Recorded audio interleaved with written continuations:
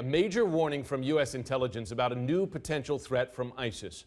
Sources tell CNN that the terrorist group has demonstrated the ability to produce fraudulent passports, which could make tracking terrorist travel between certain countries much more difficult. Let's get right now to CNN aviation correspondent Rene Marsh. He's been tracking late-breaking details here. So they have an actual machine, stolen, I imagine, that makes passports. Right. So a law enforcement official giving me details about what exactly is in this report. And we know that it warns that ISIS may have access to a Syrian government passport printing machine and boxes of blank passports. Now, the report also says someone with a fake document may have entered the U.S., but there's no hard evidence of that at this point. But what's concerning for Homeland Security officials is these phony passports allow terrorists to hide their overseas travel. Foreign fighters can come and go undetected.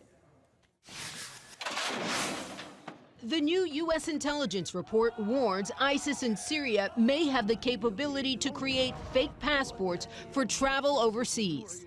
Part of the territory they took over happened to have a building where the Syrians process passports. So they have blank passports and they have the means to print them and fake them. So this is obviously another level of concern that we have to pay attention to.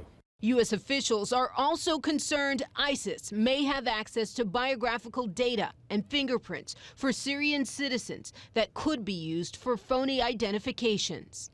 The intelligence community is concerned that they have the capability to manufacture fraudulent passports, which is a concern in any setting.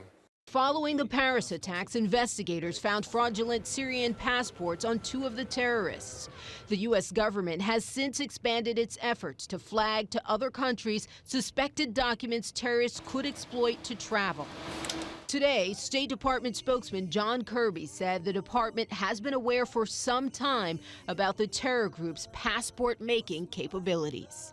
We have been aware of reports, not just in the press, that they may have obtained this capability. Obviously, it's something that we take seriously.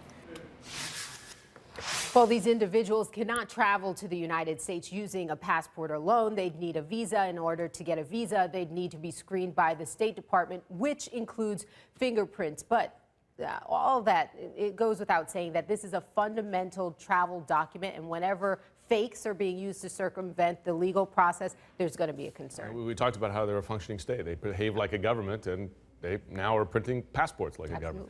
Rene Marsh, thanks very much.